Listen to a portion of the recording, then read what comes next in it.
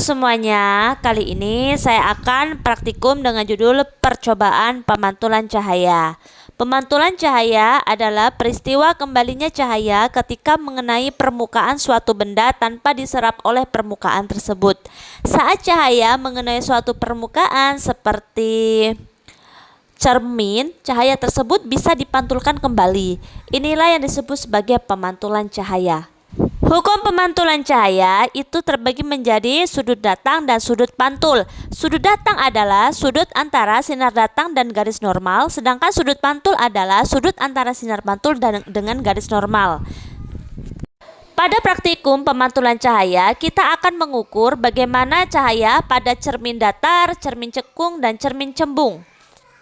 Jenis pemantulan cahaya itu terbagi menjadi dua, ada pemantulan teratur dan pemantulan difus atau tidak teratur. Pemantulan teratur itu cahaya akan dipantulkan dengan arah yang teratur dan menghasilkan bayangan yang jelas. Sedangkan pemantulan difus atau tidak teratur itu cahaya dipantulkan ke berbagai arah dan tidak menghasilkan bayangan yang jelas. Nanti dapat kita buktikan dari bagaimana pemantulan cermin datar, cermin cembung, dan cermin cekung akan menghasilkan pemantulan teratur dan pemantulan difus atau tidak teratur. Pantulan cahaya ini terjadi ketika cahaya dipantulkan dari permukaan seperti di cermin. Ini nanti akan menghasilkan bayangan dan pantulan yang dihasilkan oleh cahaya tersebut. Sehingga nanti akan terbentuk yang namanya sinar datang, sinar pantul, dan garis normal terletak pada satu bidang datar. Ini adalah alat dan bahan yang kita gunakan dalam praktikum kali ini. Di sini terdapat beberapa bahan dan alat yang telah saya sediakan, yaitu ada kertas putih, ada celah cahaya, kemudian ada cermin cembung, kemudian ada cermin cekung, kemudian ada cermin datar, ada senter, ada lilin, layar, dan juga busur derajat. Percobaan pertama, kita akan mengukur pemantulan cahaya pada cermin datar. Berkas cahaya yang diberikan dari senter akan mengenai permukaan cermin datar lalu dipantulkan ke arah lain, sehingga jalur sinar tanpa membentuk sudut terhadap garis normal. Maka didapatkan hasil sinar datang menuju cermin datar, garis normal tegak lurus pada permukaan cermin datar, sinar pantul menjauh dari cermin datar dan membentuk sudut terhadap garis normal. Hal ini membuktikan cermin datar dapat memantulkan cahaya sesuai hukum pemantulan, yaitu sudut datang sama dengan sudut pantul. Bayangan benda pada cermin datar bersifat tegak, maya, sama besar, dan terbalik dari sisi kanan dan sisi kiri. Sifat bayangan dari cermin datar ini yaitu sama besar dengan benda asli. Kemudian jarak bayangan ke cermin sama dengan jarak benda ke cermin. Bayangan ini juga bersifat maya, tidak bisa ditangkap oleh layar. Tetapi ukurannya sama seperti ukuran cermin asli, sehingga dapat dipantulkan. Selain itu, bayangan dari cermin datar pun bersifat tegak. Bayangannya akan muncul seolah-olah 1 meter di belakang cermin, dengan ukuran yang sama besar seperti cermin datar itu sendiri. Pemantulan cahaya pada cermin datar terjadi secara teratur karena permukaannya halus dan rata. Karena permukaan ini, maka berkas sinar datang yang sejajar akan dipantulkan dengan arah yang juga sejajar. Hasil pengukuran sudut, di mana sudut datang itu berukuran 40 derajat, sudut pantul juga 40 derajat. Maka didapatkan hasil sudut datang sama dengan sudut pantul itu sama. Ini sesuai dengan hukum pemantulan cahaya. Berikutnya pengamatan bayangan lilin pada cermin datar. Hidupkan lilin, lalu posisikan cermin datang di hadapan depan lilin. Maka akan muncul bayangan yang terjadi dari cermin.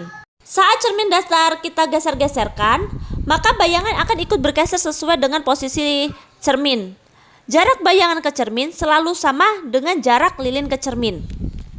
Ketika kita gerakkan cermin ke kanan dan ke kiri, maka bayangan lilin akan bergerak ke kanan dan ke kiri juga. Kita akan melihat bayangan lilin seolah-olah menyala di balik cermin datar. Sifat bayangan lilin di sini yaitu tegak, maya, ukurannya sama, jaraknya sama, terbalik lateral. Bayangan api tetap di atas tetapi kiri dan kanan tertukal. Misalnya lilin condong ke kanan atau bayangan condong ke kiri. Percobaan yang kedua yaitu pemantulan cahaya pada cermin cembung. Pada cermin cembung ini dapat dihasilkan bahwasanya cahaya dari lilin akan mengenai permukaan cermin cembung yang mengakibatkan cahaya yang dipantulkan bersifat menyebar atau divergen ke arah luar. Jika diperpanjang ke belakang, sinar-sinar pantul tampak seolah-olah berasal dari satu titik di belakang cermin atau titik fokus maya.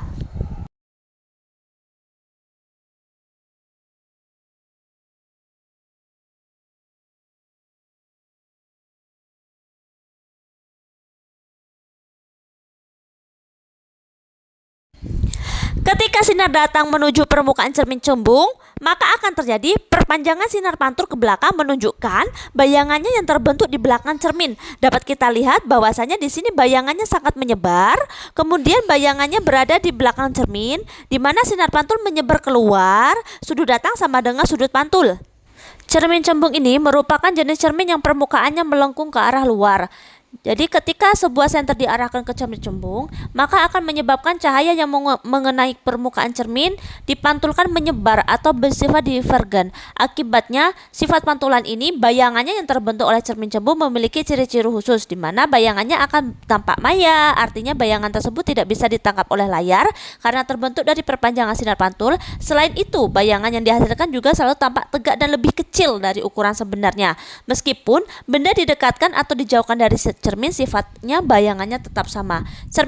Hasil pengukuran dari cermin cembung ini yaitu sudut datang sama dengan 25 derajat terhadap garis normal dan sudut pantul juga berukuran 25 derajat terhadap garis normal. Hal ini menyebabkan sudut datang sama dengan sudut pantul dan ini sudah sesuai dengan hukum pemantulan cahaya. Namun, karena bentuk cermin cembung ini melengkung, maka garis normalnya tidak tegak lurus seperti pada cermin datar. Garis normal ditarik dari pusat kelengkungan cermin ke titik pantul. Berikutnya, kita akan letakkan cermin cembung ini di depan lilin. Maka akan mendapatkan hasil ketika lilin di depan cermin cembung, maka bayangan lilin akan tampak lebih kecil dari lilin sebenarnya.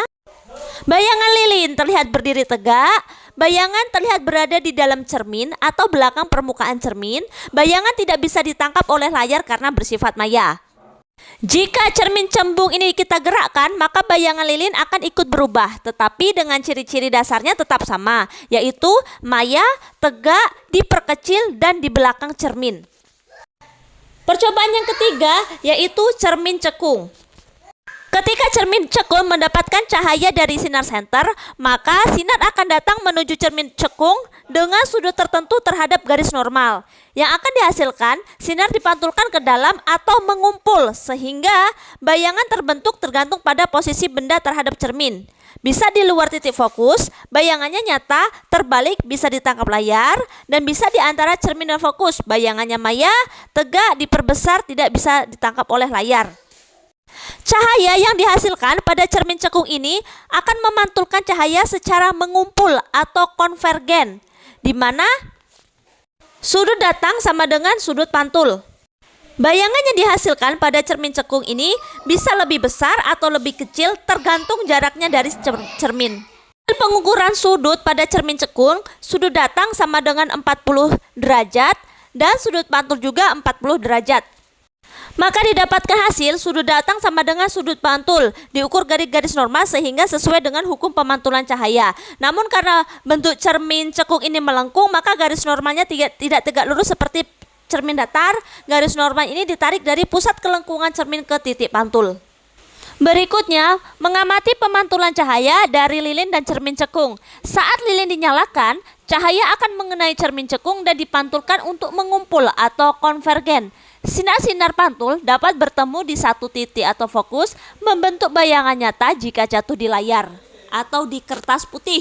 Sifat cermin cekung ini, jika benda terlalu dekat dengan cermin antara cermin dan fokus, maka sinar pantul menyebar dan bayangan yang terbentuk bersifat maya dan tegak.